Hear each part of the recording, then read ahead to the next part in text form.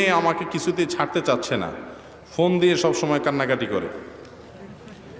ভাই শোনেন, মেয়ে ফোন দিয়ে কান্নাকাটি করে এই জন্য যে আপনি ওয়াজ শুনে বাদ দিছেন, বেচারি তো ওয়াজ শুনতে পারেনি। ওয়াজ যদি শুনতো তাহলে হয়তো বা আল্লাহ তাআলা তাকে যদি হেদায়েত দিতেন, তখন উল্টে আপনি কাঁদতেন, আপনাকে সে ছেড়ে চলে যেত। ঠিক না বে ঠিক?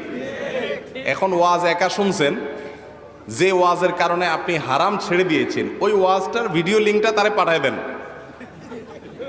দিলে ওইটা শোনার পরে সে বুঝবে ও এই জন্যই আমারে ছাড়ছে।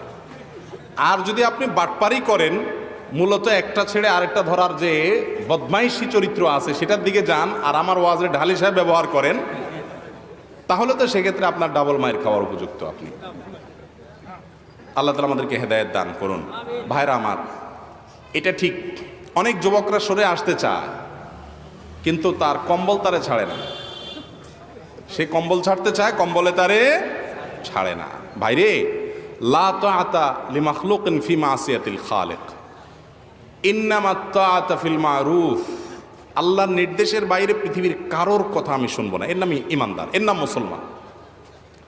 স্যাক্রিফাইস তো এখানে ভাই, ত্যাগ তো এই জায়গাটাতে। আপনি তাকে জানিয়ে দিবেন যে দেখো, কোনো বাটপারি চিটাই না, তোমার ছেড়ে আরেকজন ধরাধরি না, তুমি আমার জিন্দিগি, আমার খোঁজখবর নিয়ে দেখতে পারো। আমি হারাম ছেড়ে হালালের পথে আসছি, আমি লজ্জিত অনুতপ্ত, আল্লাহর কাছে ক্ষমা প্রার্থী। তোমার হক নষ্ট করে থাকলে তোমার কাছে ক্ষমা প্রার্থী, আল্লাহর কাছে মাপ চাই, আমি এই পথে যাব না। তুমি ভালো মানুষ হলে, তোমাকে বিয়ে করতে হলে অপেক্ষা করো, আল্লাহ তৌফিক দিলে নসিবে থাকলে হবে। আবার অযথা বাবা মার সাথে তেড়ামি করিও না, উপযুক্ত পাত্র বেলে বিয়ে বসে যায়।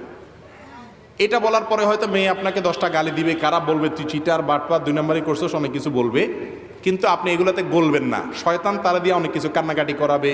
হ্যাঁ, আর মেয়েরা তো এমনি একটু বেশি কাঁদতে পারে ছেলেদের তুলনায়, তাই না? তো যেটাই হোক না কেন, কোনো অবস্থাতে আর হারামে ফিরে যাওয়া যাবে।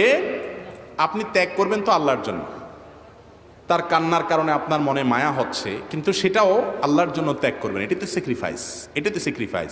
সে এখন হয়তো কষ্ট পাচ্ছে, এক সময় যখন একটা ভালো স্বামী পাবে তখন বুঝবে যে এই অমানুষের ছাড়া বরং আমার জন্য ভালো হয়েছে। কথা বুঝতে পারছেন?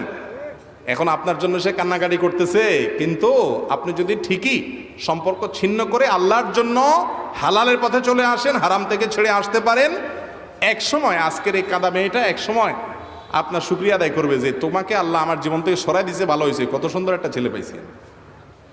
এই বিবাহ বহির্ভূত সম্পর্কটা হলো যৌবনের ভ্রম, বয়সের একটা পাগলামি ছাগলামি।